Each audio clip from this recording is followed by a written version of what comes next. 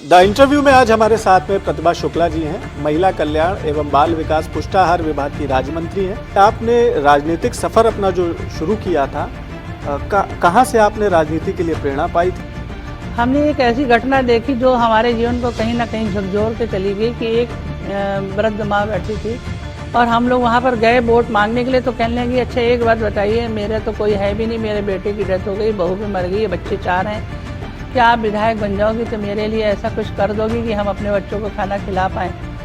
तो उस दिन से ये भावना और दृढ़ हो गई कि हमें विधायक बनना है। महिलाओं के विषय में किन मुद्दों को उठाया था? काम इस समय सरकार जो कर रही है बहुत सराहनीय प्रयास है, इसमें महिलाओं को जरूर काम मिला है।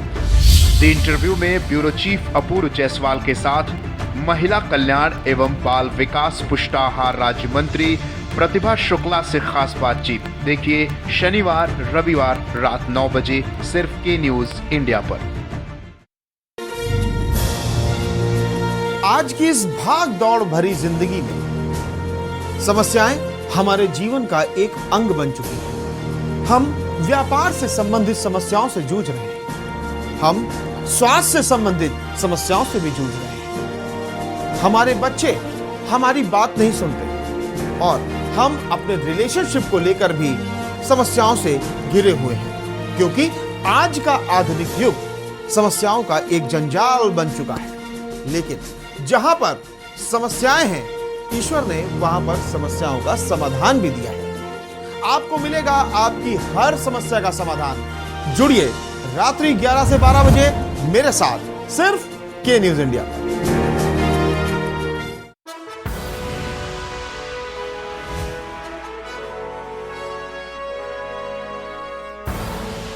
आप देख रहे हैं के न्यूज, खबरों का सारथी।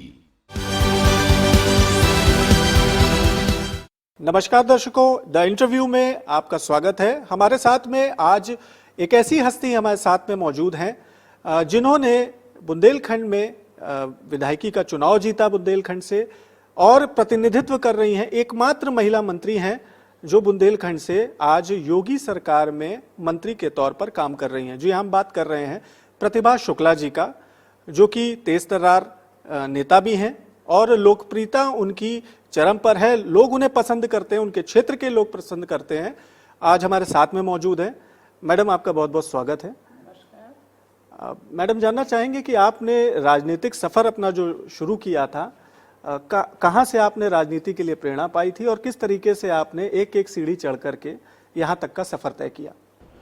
हमने एक ऐसी घटना देखी जो हमारे जीवन को कहीं ना कहीं झकझोर के चली गई कि एक वृद्ध माँ बैठी थी,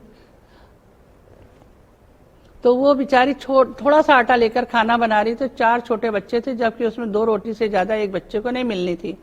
तो मुझे लगा, तो हम उसका गंगा का किनारा था और हम लोग वहां पर गए वोट मांगने के लिए। तो कहने लगी, अच्छा एक बात बताइए, मेरे तो कोई है भी नहीं, मेरे बेटे की डेथ हो गई, बहू भी मर गई, बच्चे 4 हैं। उस समय मोदी जी की तरह कोई राशन नहीं बांटता था, तो उस समय मिल जाता और खाना मिल जाता। तो कहने लगी, मेरे पास सुबह क्या खाना बनाएंगे, बच्चों को क्या खिलाएंगे, है नहीं, क्या आप विधायक बन जाओगी तो मेरे लिए ऐसा कुछ कर दोगी कि हम अपने बच्चों को खाना खिला पाएं। तो उस दिन से ये भावना और दृढ़ हो गई कि हमें विधायक बनना है। पहले था चुनाव लड़ना है, फिर था विधायक ही बनना है। तो काम में और तेजी आई, एक मन में दृढ़ संकल्प हुआ और हमें लगा कि हमें काम अब कस के ऐसा करना चाहिए जिससे कि हम गरीबों की मदद कर सकें। और उसी दिन ऐसा कुछ भागवत का कार्यक्रम था, तो हम वहां पर आए भागवत के कार्यक्रम में और मैंने उसी दिन शपथ ले ली कि ये हम विधायक बनते हैं तो राजनीति का एक भी पैसा निजी इस्तेमाल में नहीं लाएंगे, लोगों की मदद करेंगे, ज्यादा से ज्यादा लोगों को सहूलियत पहुंचाएंगे। तो ये जो उस दिन हमने जो संकल्प लिया था, कुछ ऐसा आशीर्वाद लगा उसका, तो हम समझते हैं कि हम विधायक बन गए। और उसके बाद हमसे जो बन पड़ा, हमने उन लोगों के लिए काम किया जिनकी बात कभी कोई सुनने वाला नहीं था। तो इसमें हम ये कहेंगे, हमने और हमारे पति दोनों लोगों ने बहुत मदद की। वो 2 साल ही सांसद रहे और हमारा जो 5 साल का समय रहा 2007 का, तो उसमें काफी तेजी से हम लोगों ने काम किया। और हम समझते इतना किसी सांसद ने और विधायक ने, हम लोगों ने रात दिन मेहनत की। जब हम लोग 12 का चुनाव, उसके बाद इनका 9 का चुनाव आया, 9 के इलेक्शन में भी हम लोगों ने पूरी लोकसभा में काम किया। शायद ही घाटमपुर का कोई गांव होगा जहां नहीं गए होंगे। पीछे केवल एक भावना ही रही कि हमें कोई पद अच्छा मिलता है तो हम और मदद अच्छी से ज्यादा कर पाएंगे। हमारी पावर और बढ़े और हम लोगों की मदद कर पाएं।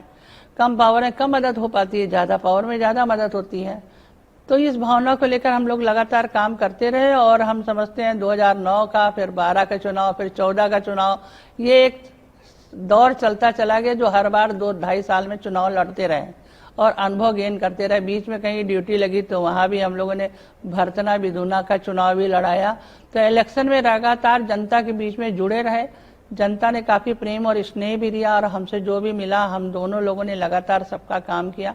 कभी किसी को मना नहीं किया, कभी किसी जात पात के भेदभाव को नहीं माना। किसी भी जात बिरादरी का कोई व्यक्ति भी आया उसके काम करने के लिए दृढ़ प्रतिज्ञ होकर ही कार्य किया है, क्योंकि हम लोग वैसे भी कसमबद्ध हैं। तो हम ये समझते हैं हमसे कोई मिले तो हम तो अभी भी ईश्वर से यही कामना करते हैं। अब चूंकि पद थोड़ा बढ़ गया है, हम अपने मुख्यमंत्री जी का धन्यवाद देंगे कि उन्होंने एक पद को हमें थोड़ा सा और बढ़ा दिया है। तो जिससे हम इसमें हम ये कहेंगे कि ईश्वर मदद जो कर रहा है इसमें जनता का और अच्छा काम कर सकेंगे, लोगों को और अच्छी मदद पहुंचा पाएंगे। तो हमेशा नित्य प्रति हम दोनों का मानना है लगातार काम में, कभी इनका चुनाव आता है तो हमारी तरफ से पूरी मदद होती है, मेरा इलेक्शन आता है तो इनकी तरफ से पूरी मदद होती है। हम दोनों लोग एक दूसरे के साथ मिलकर, समझ लीजिए एक ही सिक्के के दो पहलू हैं, एक दूसरे की मदद में निरंतर लगे रहते हैं।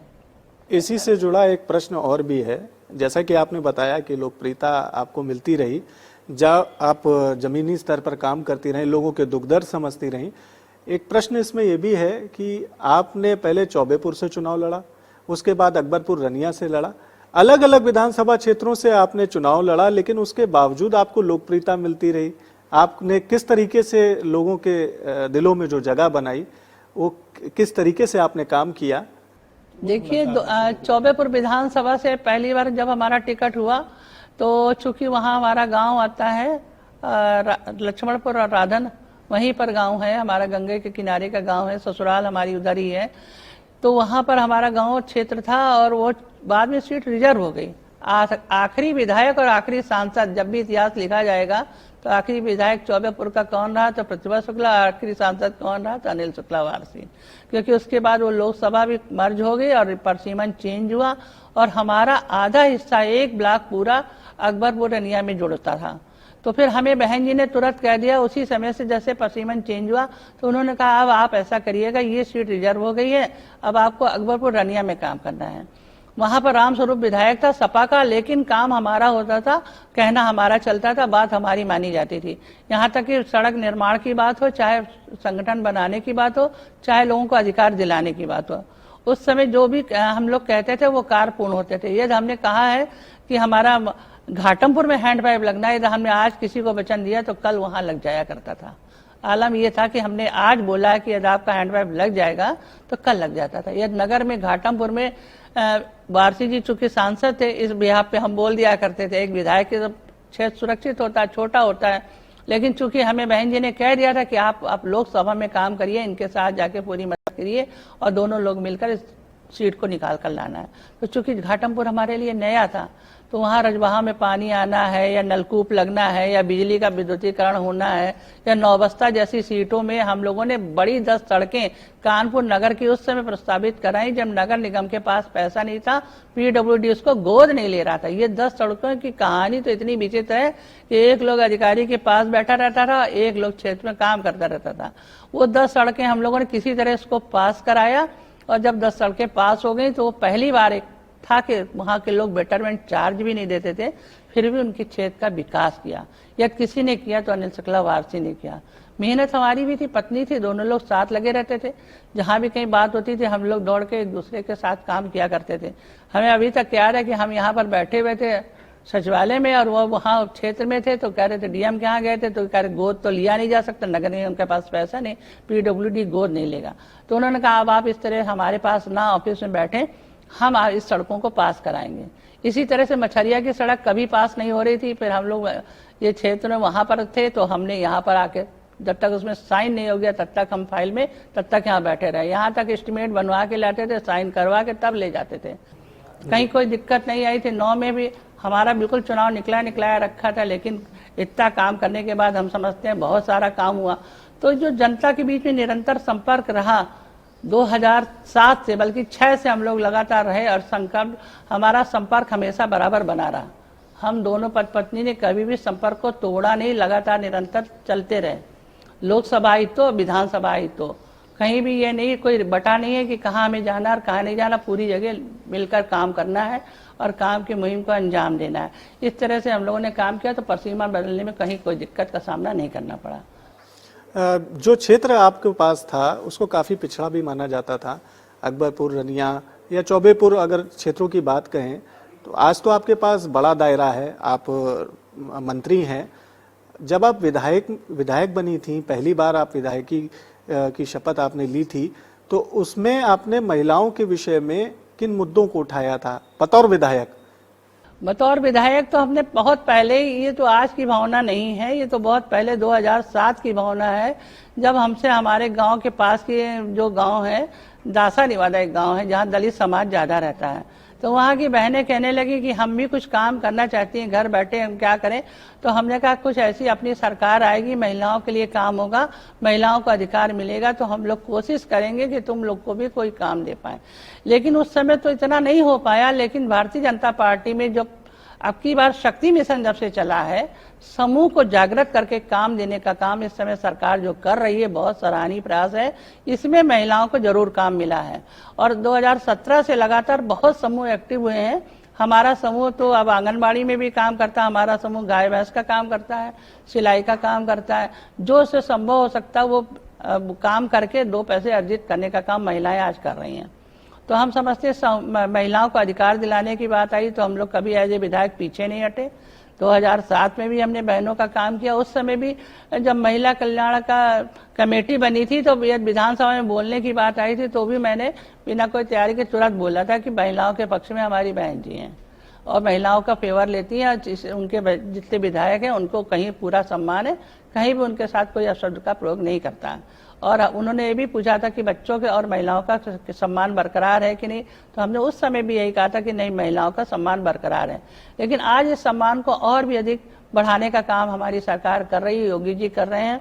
और 2017 में ही शक्ति मिशन बन गया था।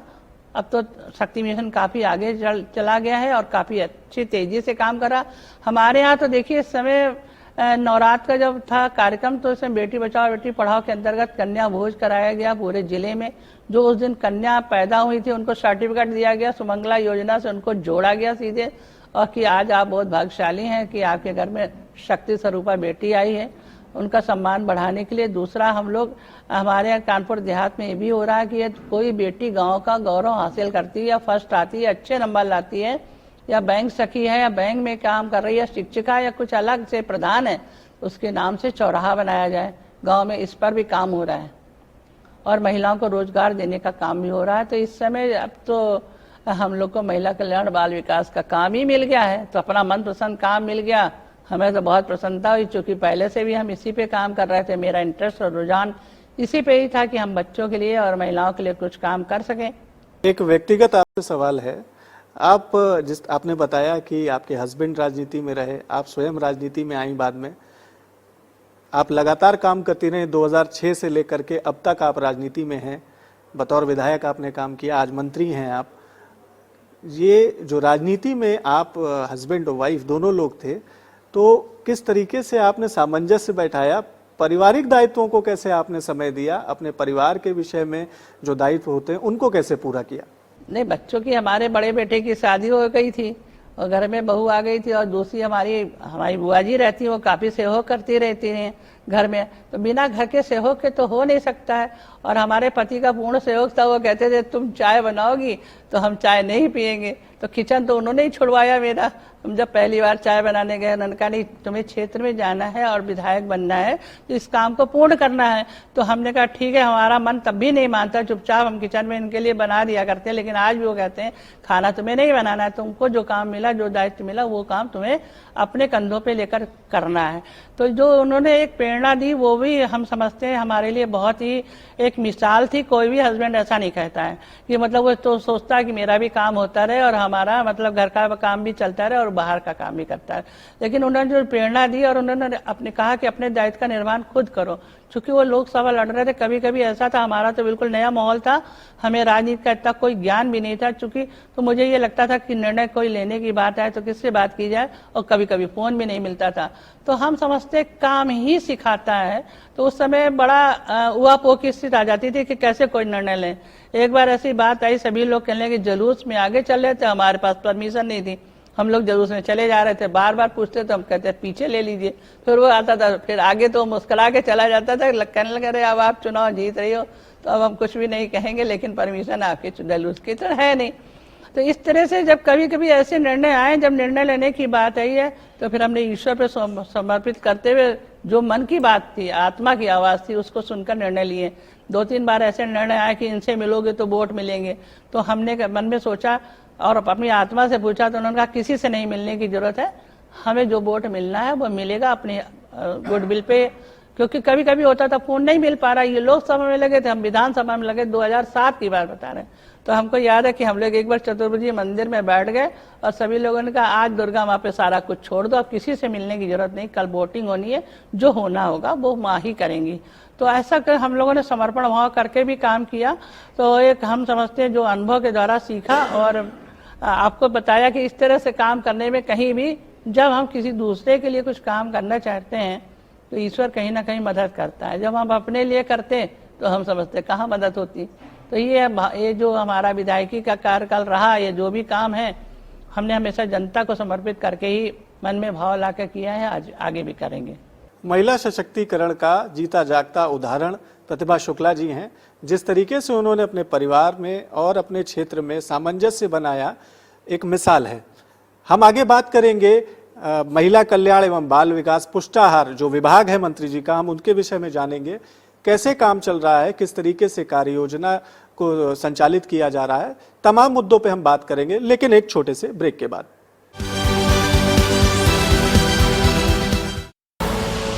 आप देख रहे हैं के न्यूज, खबरों का सारथी।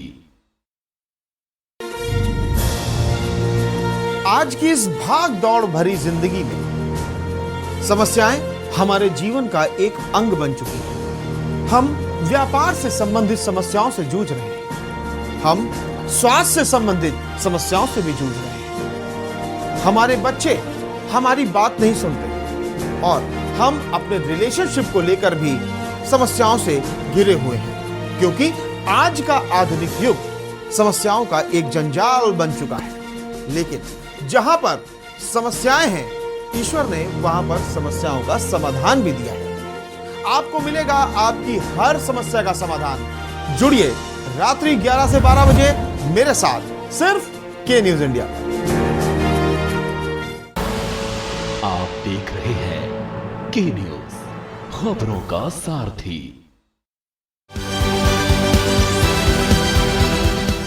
ब्रेक के बाद स्वागत है आपका। द इंटरव्यू में आज हमारे साथ में प्रतिभा शुक्ला जी हैं, महिला कल्याण एवं बाल विकास पुष्टाहार विभाग की राज्य मंत्री हैं। हमने जाना कि उन्होंने किस तरीके से राजनीतिक सफर अपना तय किया। आज वो मंत्री हैं, योगी आदित्यनाथ मुख्यमंत्री हैं उत्तर प्रदेश के, और उन्होंने उनको जगह दी है अपनी मंत्रिमंडल में।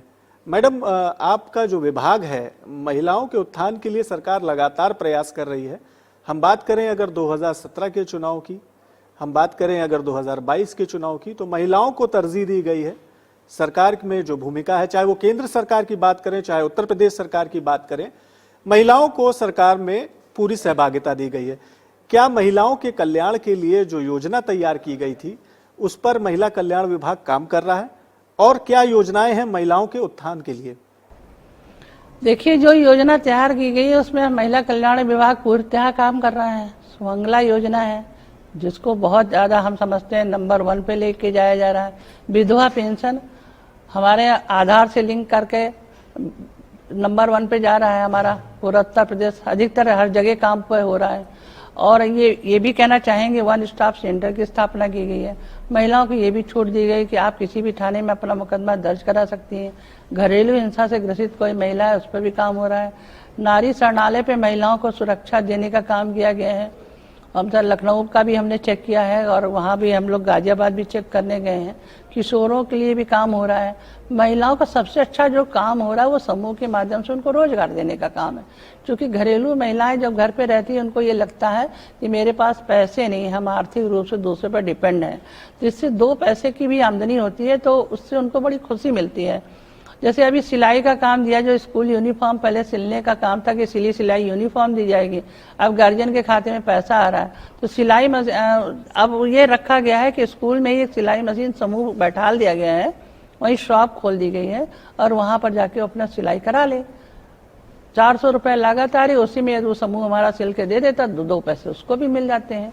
तो इस तरह से हम समझते हैं कि महिलाओं को रोजगार देने का काम जो सरकार कर रही है ये एक सराहनीय कदम है। जूडो कराटे सिखाकर महिलाओं को, लड़कियों को विल पावर बढ़ाने का काम किया जा रहा है। महिलाओं के हेल्थ की बात की जा रही है। जन्म से लेकर शिशु के बढ़ने तक हमारा विभाग काम करता है। जन्म से पहले ही काम करना शुरू कर देता है। जनरल स्वास्थ्य मिशन के अंतर्गत भी उनको पैसा मिलता है, दवाएं भी मिलती हैं। बच्चों को सारे टीकाकरण के लिए भी हमारी आंगनबाड़ी सहायक है। और साथ ही साथ आंगनबाड़ी को गोद लेने का काम सबसे पहले आंगनबाड़ी के माध्यम को जानता नहीं था कोई। प्री नर्सरी स्कूल के रूप में चलाने का जो मिशन हमारे योगी जी का है वो एक सराहनीय प्रयास है जो हमारे सरकारी स्कूल में चलते हैं। और आंगनबाड़ी केंद्र को ये कहा जाता था पंजीरी बांटने वाला विभाग। कहाँ है पंजीरी बांटने वाला विभाग, दिखाई नहीं दे रहा है। तो अब वो विभाग को लोग जानने लगे हैं, पहचानने लगे हैं। और सभी लोगों से हम लोगों ने लेटर लिखे, सारे विधायक, सांसद, पार्षद और प्रधानों से कहा है कि आप इसको गोद लें। जहां भी कहीं जाते हैं हम प्रधान से और सेक्रेटरी से सीधे ये कहते हैं कि आप आंगनबाड़ी केंद्र को भी व्यवस्थित और अच्छा करा दें, जिससे कि हमारा आंगनबाड़ी केंद्र अच्छा से चलने लगे। और बच्चों को, जो बच्चे देश का भविष्य हैं, जो गरीब बच्चे हैं, अच्छी नर्सरी स्कूल में नहीं जा पाते हैं, उनको भी सरकार पूरी तरह से ध्यान आकृष्ट करा रही है। इसीलिए मैंने कहा जब हम दूसरों से कहते हैं कि गोद लो तो हमें भी गोद लेना चाहिए। तो नवरात्र में हमने इसका शुभारंभ भी किया और हमने अपने द्वारा खुद ही वितरण किया, अपनी तनख्वाह से पैसे निकाल के, कि हमने कहा हम अपने कुछ 9 आंगनबाड़ी केंद्रों को गोद लेते हैं और 9 आंगनबाड़ी केंद्र नवरात्र के 9 दिनों में हम इसमें फर्नीचर देंगे और कुर्सियां हमने दी, वितरण किया। ये बताने की बात नहीं, पर हमने कहा जब हमने संरक्षण में लिया तो हम शुभारंभ पहले खुद ही करते हैं। कुछ खिलौने लेकर गए जिससे कि हमारे आंगनबाड़ी केंद्र को दूसरे लोग भी गोद ले सकें और उनको संरक्षण दे सकें, उनको आगे बढ़ावा मिले। हमारा वन विभाग भी उसमें 3 पौधे लगवा रहा है। पोषण वाटिका के रूप में आंगनबाड़ी विकसित की जा रही है, वो पौधे लगाए जा रहे हैं जो स्वास्थ्य के लिए लाभवर्धक हैं और हमारी गर्भवती महिला को भी खाने पीने के लिए अच्छा मिल सके, पोषण मिल सके। तो इस पर भी आंगनबाड़ी हमारा काम करा। और सबसे अच्छी बात तो जितनी हमारी विधवा पेंशन थी, अभी आज ही मैंने लेटर साइन किया है, उन सभी लोगों से कहा कि प्रधानमंत्री योजना के अंतर्गत आपको सिलाई मशीन जो मिलेगी इसके लिए आप आवेदन करें। और इस योजना के अंतर्गत हमारी सारी बहनों के सिलाई मशीन मिलती है तो अपने रोजगार को उनको बढ़ावा मिलेगा और एक स्वावलंबन की भावना भी आएगी। पढ़ाई के लिए फीस माफ भी हो रहे हैं, लैपटॉप भी बच्चों को दिया जा रहा है। कोरोना काल में भी काम हुआ है, काफ़ी दवा और मेडिसिन दी गई और सभी लोगों को प्रेरणा देकर खुद काम करने के लिए प्रेरित भी किया गया। वैक्सीनेशन के समय भी बहुत काम किया गया। सभी को हमारी आंगनबाड़ी बहन ही आई हैं, सारी लोग तो अंदर छुप गए थे डर के पीछे, और आशा बहू दोनों लोगों ने मिलकर गांव से निकाल कर लोगों को वैक्सीनेशन के लिए लेकर आई हैं। हम तो समझते उस समय हम और हमारे पति दोनों लोग गए थे गांव में, तो लोग छुप जा रहे थे देख के। और एक हमारी गाड़ी में उसमें गाना बजता था वैक्सीन आ गया, तो लोग ये देख के कहने लगे थे लो वैक्सीन आ गया। तो हमने कहा हम वैक्सीन थोड़ा ना है, ये तो हमारे प्रधानमंत्री जी लगवा रहे हैं और हम आपको प्रेरणा देने के लिए आए हैं, जो वैक्सीनेशन के लिए आप प्रेरित हों और लगवाएं। तो हम समझते हैं ये भी काम हमारी सरकार निरंतर कर रही है। और ये भी कहना चाहेंगे कि हमारे आंगनबाड़ी केंद्रों में जो हमारा पुष्टाहार बढ़ता है वो भी पूर्णतः पौष्टिक है और वो हर महीने बढ़ता भी है। जो बच्चे वहाँ पढ़ने आते हैं उनको दिया जाता है, जिससे कि हमारा पौष्टिक आहार भी उनको मिल सके। साथ ही साथ में पोषण वाटिका और निपुण भारत की जो पढ़ाई के अंतर्गत जो हमारे रिटायर्ड हुए शिक्षक हैं उनको भी हम लोगों ने कहा है कि आप बैठे हैं, बहुत दिनों से कुछ काम नहीं है, तो आप निकलकर पत्र लिखे जा रहे हैं कि आप भी पढ़ाएं और आंगनबाड़ी केंद्र में शिक्षा दें, जिससे कि हमारा आंगनबाड़ी केंद्र इनके प्रेरणा भावना ये है केवल हमारे विभाग की और हम लोगों के मन की भी इच्छा ये है कि आंगनबाड़ी केंद्र प्री नर्सरी स्कूल के रूप में चले। वहाँ शिक्षक भी हो, वहाँ व्यवस्था भी हो, वहाँ बच्चे के स्वास्थ्य की बात भी हो और वहाँ बच्चा एकदम व्यवस्थित बनकर तैयार हो। आपने जैसा कि बताया कि विधवा पेंशन के लिए प्रयास किए जा रहे हैं, उसके अतिरिक्त सिलाई मशीन दी जा रही है, तमाम ऐसी चीज़ें हैं जो योजनाएं हैं जो केंद्र सरकार से लेकर राज्य सरकार उस पर काम कर रही है। महिलाओं के प्रति जो उत्थान की भावना है, जो पिछड़ा महिलाओं के लिए जो योजनाएं चलाई जा रही हैं, उनके विषय में तमाम आपने चीज़ें अभी बताई हैं। एक प्रश्न यहाँ पर और भी है कि महिलाओं के उत्थान के विषय में आपने जैसा अभी बताया हमें, महिलाओं के जो प्रति अपराध घटित हो रहे हैं उत्तर प्रदेश में, हम उनकी बात करते हैं, तो ऐसी जो महिलाएं हैं जिनके प्रति अपराध हुए हैं, यदि वो अपनी बात रखना चाहती हैं, अपनी बात कहना चाहती हैं, तो क्या माध्यम दिया गया है उनको? किस तरीके से महिला कल्याण विभाग ऐसी महिलाओं की आवाज़ बनने का काम कर रहा है? उसमें उन्होंने, इसमें तो पहली बात तो महिला थाने में व्यवस्था की गई कि महिला थाने में जाकर महिला अपनी बात को कहे और पूरी बात को बयां करे। और यदि ऐसी कोई सिचुएशन आती कि महिला की बात कोई सुनने वाला महिला थाने तक वो नहीं जा पा रही है, तो फिर वो 181 नंबर मिलाकर तुरंत फोन करेगी और बुलाएगी, और वहां पर हमारा वन स्टॉप सेंटर का व्यक्ति जाएगा, उसकी बात को सुनेगा और उसको संरक्षण देने के लिए वन स्टॉप सेंटर पर लेकर आएगा। जब वहाँ पर रखेगा 4-5 दिन, यदि उसके साथ कोई दुर्व्यवहार हुआ है तो उसको दवा भी दी जाएगी और उसके साथ उसकी काउंसलिंग कराकर उसका समायोजन बिठाने का काम किया जाएगा। यदि वो अपने ससुराल जाना चाहती है तो वहाँ चली जाए, यदि अपने मायके जाना चाहती है तो वहाँ चली जाए। यदि ऐसा और भी कोई कारण नहीं है तो उसके लिए फिर और व्यवस्था की जाए। इस तरह सरकार पूरा प्रयास तो कर रही, पर इसमें सामाजिक लोगों को भी आगे आना पड़ेगा। ऐसी कोई बात आती है तो हमारी ऐसी कोई बहन पीड़ित होती है तो उसको इस सारी बातों को हम लोग इसके लिए प्रचार प्रसार भी कर रहे हैं, महिलाओं को बता भी रहे हैं कि आपको ये कोई दिक्कत परेशानी आती है, इस तरह से आप अपने काम अपनी फ़ोन मिलाकर अपनी मदद मांग सकती है, लोगों की मदद आपकी की जाएगी। एक गाड़ी भी लगा रखी है गवर्नमेंट के द्वारा, ये लड़की के साथ कोई छेड़छाड़ होती है तो आप वो नंबर मिलाएगी 181 और गाड़ी वहाँ पहुँचेगी, तो हम समझते हैं वहाँ पर भी जाकर पूरी उसको मदद दी जाती है। वहाँ पर उसको लेकर थाने में आया जाता है, थाने पर उसको सुरक्षित स्थान पर छोड़ता है। तो गवर्नमेंट के द्वारा तो सुविधा है, हर स्कूलों में जूडो कराटे सिखाने की बात भी है, एंटी रोमियो स्क्वाड भी बनाया गया है, तो उसमें कह दिया लड़कों के साथ बड़ा अन्याय हो रहा है, लेकिन ऐसा नहीं है।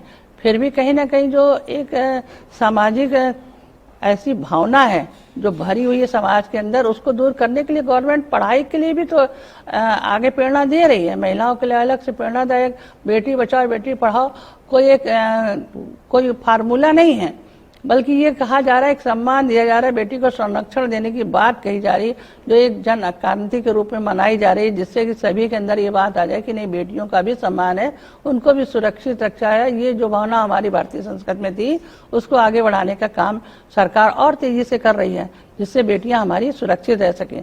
लेकिन फिर भी कहीं ना कहीं घटनाएं घटती चली जाती हैं, और हम समझते हैं ये घटनाएं जो होती हैं वो जो मानसिक रूप से डिसीज से ग्रसित लोग होते हैं, जिनके बचपन में उनको प्यार नहीं मिलता है, जिनके बचपन में उनको स्नेह नहीं मिल पाता है, किसी माँ का प्यार नहीं मिलता है, संरक्षण नहीं मिलता है, एक अच्छी माँ के बेटे नहीं होते हैं, वो ऐसी घटना को अंजाम देते हैं। जो बच्चा अपने घर में सुरक्षित रूप में रहता है उसको कहीं ऐसी घटना का अंजाम नहीं हो पाता। तो ये मानना है कि जो बच्चों को माँ का प्यार नहीं मिल पा रहा या किसी कारण से उनके साथ दुर्व्यवहार किया जाता है, तो ऐसे वो मानसिक ग्रसित हो जाते हैं रोग से, तो उनको आंगनबाड़ी केंद्र के माध्यम से एक अच्छी माँ देकर बच्चों को आगे विकसित किया जाए, उनको अच्छे संस्कार दिए जाए। और हम लोग इस टारगेट में सभी लोगों से हम लोगों ने कह रखा है 50,000 आंगनबाड़ी केंद्रों को गोद लेने के लिए, इस लक्ष्य को पूर्ण करने के लिए सारे जगह पत्र लिखे गए हैं, सारे प्रधानों को, बीडीसी, विधायक, सांसद, और हम समझते हैं हमारे कुछ पत्रकार भाइयों ने भी गोद लेने की बात कही है, अधिकारियों से भी गोद लेने की बात की। यहाँ तक हमारे यहाँ तो सीडीओ ने जो गोद लिया था आंगनबाड़ी केंद्र, उसमें अपनी बेटी का जन्मदिन मनाया जाके, जबकि उसकी बच्ची 2 साल की, वो अच्छे से सेलिब्रेट कर सकती थी, लेकिन उसने कहा नहीं, हम आंगनबाड़ी बच्चों के साथ ही अब मनाएंगे। तो ये मिशन हमारे कुछ और पत्रकार, उन्होंने भी अपने बच्चों का मतलब वहाँ आंगनबाड़ी केंद्र में जन्मदिन मनाया, केक बांटा, सबको वितरित किया। तो ये जो भावना है, इसमें हम समझते हैं हमारा लोगों का, हम दोनों लोगों का ये प्रयास है कि हर आंगनबाड़ी केंद्र पूर्णतया व्यवस्थित करने के लिए हम इस मिशन में लगातार लगे हैं, और पूरी कोशिश है, बाकी सबका सहयोग मिलेगा तो 50,000 आंगनबाड़ी हमारी व्यवस्थित हो जाएंगी, सुंदर हो जाएंगी, अच्छी हो जाएंगी। आप बाल विकास पुष्टाहार विभाग भी देख रही हैं। अगर बात करी जाए तो शुरुआती दौर में जो बच्चों के पोषण तत्व होते हैं वो प्रदान किए जाने के लिए अहम भूमिका निभाई जाती है। आंगनबाड़ी केंद्रों से अगर उसकी शुरुआत कहें तो होती है। अगर विश्व स्तर पे बात करें तो भारत का पिछले एक दशक में जो रैंकिंग है वो काफ़ी सुधार हुआ है। कुपोषण के क्षेत्र में अगर देखा जाए तो भारत काफ़ी सुधार हो देखने को मिला है। इसमें उत्तर प्रदेश बड़ा प्रदेश है, आपके पास महत्वपूर्ण विभाग है। आप लोगों द्वारा किस तरीके से पोषक तत्व पहुंचाने का, बच्चों में जो आहार दिया जाता है उसको कैसे आप लोग देखिए, अभी तो पोषण माह ही मनाया गया। हम लोगों ने पोषण माह जो मनाया, इसमें हर जगह से हमारे प्रधानमंत्री जी इससे जुड़े और मन की बात में उन्होंने कहा इसको जन क्रांति के रूप में मनाओ। जन क्रांति क्या होती है? एक आंदोलन फैला दिया जाए जो जन जन तक चला जाए। तो पोषण माह जो हमारा मनाया गया उसमें एक ही यही उद्देश्य था कि हम खाना तो रोज खा रहे हैं, भोजन तो कर ही रहे हैं। हर माँ अपने बच्चे को जो उसके पास होती है बढ़िया से बढ़िया खिलाने की कोशिश करती है, उसको स्वस्थ रखने का प्रयास करती है, लेकिन क्या खिलाना है ये नहीं पता होता है। तो ये आंगनबाड़ी केंद्र के माध्यम से बताया गया कि आपको क्या खिलाना है जिससे बच्चे का वजन बढ़े। मान लीजिए दूध और केला, एक केला खिलाएंगे वजन नहीं, 2 केले के साथ 1 कप दूध देते हैं तो वजन उसका बढ़ता है। तो हमेशा केला यदि खाना है तो 2 ही केले अनुपान बताया गया है।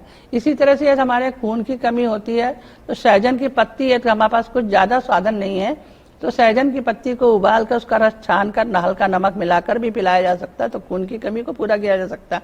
तो इसके लिए पोषण वाटिका बनाई जा रही है। आंवला का प्रयोग हमारी आंखों को मजबूत करता है। तो ये सारी चीजें हम खिलाते तो हैं, हाथ धो के खिलाएं, ताजा भोजन कराएं। अब ये नहीं कि हमने सुबह खाना बना के रख दिया वही हम शाम को खा रहे हैं, फ्रिज में रख के खा रहे हैं, तो उससे उसके विटामिन नष्ट हो जाते हैं। तो चीजें तो वही हैं, लेकिन क्या खाना और किस समय खिलाना है अपने बच्चों को ये बताने का काम भी आंगनबाड़ी केंद्र की बहन करती है।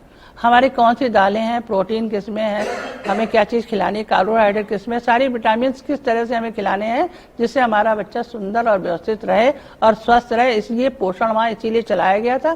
साथ ही साथ में विटामिन की गोलियां भी दी गई, टीकाकरण के लिए प्रोत्साहन भी दिया गया और इसको एक टारगेट भी रखा गया कि हम अपने स्वस्थ बालक और बालिका और अस्वस्थ बालक और बालिका के बीच में कंपटीशन कराएं।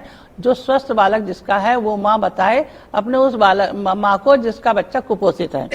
फिर एनआरसी का भी हमारे यहाँ प्रबंध है कि बहुत कुपोषित बच्चा है तो उसको वहाँ पर रख दिया जाता है और उसको विटामिन देकर उसको जब कुपोषण से मुक्त हो जाता है तो उसको माँ को सौंप दिया जाता है।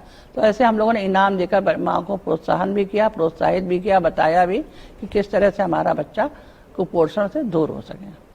महिला कल्याण विभाग और बाल विकास पुष्टाहार विभाग में किस तरह से काम किया जा रहा है, क्या योजनाएं हैं उत्तर प्रदेश सरकार की, तमाम बातें आपने बताई। आप हमारे साथ में थी प्रतिभा शुक्ला जी, राज्य मंत्री हैं। उत्तर प्रदेश में महिलाओं के लिए जो काम किए जा रहे हैं उसके विषय में तमाम आपने जानकारी दी। हम अगली बार मिलेंगे किसी खास शख्सियत के साथ में द इंटरव्यू में। तब तक के लिए नमस्कार।